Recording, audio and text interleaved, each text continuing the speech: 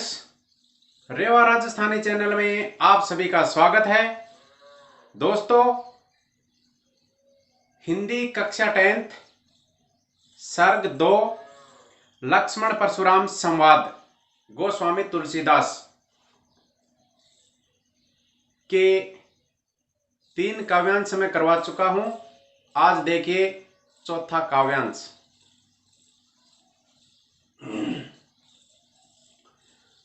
कौशिक सुनहु मंद यह बालकु, कुटिल काल बस निज कुल घालकु। इसका प्रसंग होगा प्रस्तुत काव्यांश गोस्वामी तुलसीदास द्वारा रचित रामचरित मानस के बालकांड से उद्धृत है। इसमें राजा जनक के दरबार में लक्ष्मण और परशुराम के बीच वाक युद्ध चल रहा है, जिसमें परशुराम जी हैं वो विश्वामित्र जी से लक्ष्मण के बारे में क्या कहते हैं। देखिए, कौशिक का अर्थ है विश्वामित्र। परशुराम जी विश्वामित्र जो राम लक्ष्मण के गुरु थे उनसे कहते हैं, कौशिक सुनहु मंद यह बालकु, कि हे कौशिक तुम सुनो, यह बालक यानी कि लक्ष्मण के लिए यह मंदबुद्धि बालक है।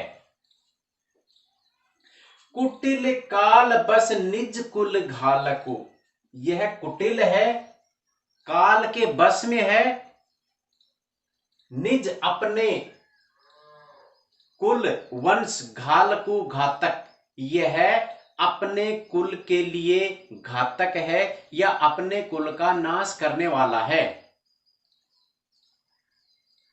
भानु वंश राकेश कलंकु, भानु का अर्थ होता है सूर्य, वंश का अर्थ होता है वंश, राकेश का अर्थ होता है चंद्रमा, कलंकु का अर्थ होता है कलंक या दाग, कि ये लक्ष्मण सूर्य वंश रूपी चंद्रमा में दाग के समान है। इस पंक्ति में भानुवंश राकेश में सूर्य वंश रूपी राकेश में रूपक अलंकार है, कलंकु कलंक के समान है, इसमें उपमा अलंकार है। यानी लक्ष्मण की और कलंक की समानता बताई है। जिस प्रकार से चंद्रमा के अंदर दाग है, उसी प्रकार सूर्य वंश में लक्ष्मण है, ये कलंक है, दाग है।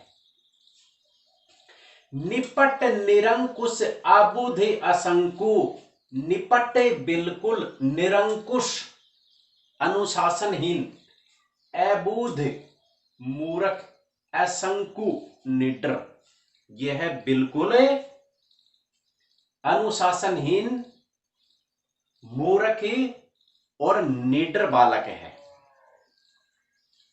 काल कवलु होई छन माही,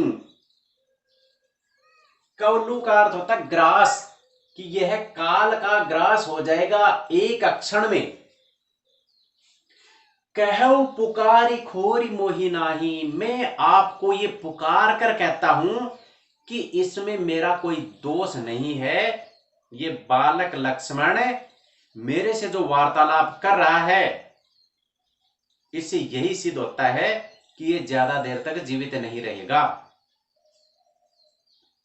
तुम हटकाऊ जो चहहु उबारा, हटकाऊ का अर्थ होता है रोकना, अगर तुम चाहो तो इसे रोक सकते हो। विश्वामित्र जी से करें कि तुम चाहो तो इसको बचा भी सकते हो। कही प्रतापु बल रोसु हमारा, कि इसको बताओ कि मैं कितना पराक्रमी हूं, कितना ताकतवर हूं और कितना गुस्से वाला या क्रोधी हूं। लखन कहेउ मुनि सुजसु तुम्हारा, फिर लक्ष्मण परशुराम से कहते हैं कि हे मुनि, तुम्हारा सुयश, तुम्हारी कीर्ति, तुम ही छत को बरने पारा, कि तुम्हारे सिवा और कौन वर्णन कर सकता है यानी कि तुम अपनी प्रशंसा बार बार खुद ही कर रहे हो। अपने मुँह तुम अपनी करनी, पार अनेक भांति बहुबरनी, कि तुमने अपने मुख से अपनी प्रशंसा कई बार कई प्रकार से बखान किया है। नहीं संतोष सुत पुनि कुछ कहूँ, अगर आपको अब भी संतोष नहीं हुआ है तो अपनी प्रशंसा और कर लीजिए। जन ऋष रोग की दुस्सह दुख सहू, आप अपने गुस्से को रोक कर असह्य दुख को क्यों सहन कर रहे हो। वीरवती तुम धीर अक्षोभा, कि तुम वीरता का व्रत करने वाले हो, धीर धैर्य को धारण करने वाले हो, धीरज को धारण करने वाले हो। अक्षोभा, अक्षोभा का अर्थ होता है क्रोध न करने वाला। गाली देतन पावहु शोभा, कि तुम गाली निकालते हुए भी शोभा नहीं पाते हो, यानी कि तुम्हारे मुख से गाली निकालना शोभा नहीं देता, क्योंकि तुम वीरवर्ती हो। सूर समर करनी करई कहीं न जना वही आपो,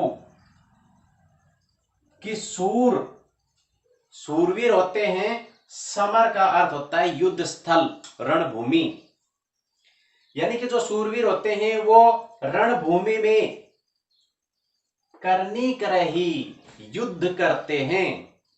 कहीं न जना वही आपू, यानी कि उन्होंने पीछे क्या किया था, यानी कि वो डींग नहीं हाँकते। विद्यमान रन पाई रिपु, रन का अर्थ होता है रणभूमि, रिपु का अर्थ होता है शत्रु, कि रणभूमि में अपने दुश्मन को पाकर कायर कथय ही प्रतापु, कायर लोग होते हैं वही अपने बल और पराक्रम का बखान करते हैं।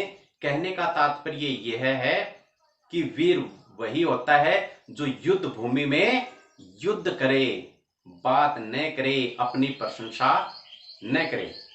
विशेष देखिए इसका साहित्यिक अवधि भाषा का प्रसंगानुरूप प्रयोग हुआ है। वीर और रौद्र रस की रोचक व्यंजना हुई है। वीर और रौद्र रस यानी कि लक्ष्मण और परशुराम के बीच, इसमें अनुप्रास, रूपक और उपमा अलंकार का प्रयोग हुआ है। निपट निरंकुश में अनुप्रास है, कुटिल कालवश में अनुप्रास है, अबुध असंकु में भी अनुप्रास अलंकार है।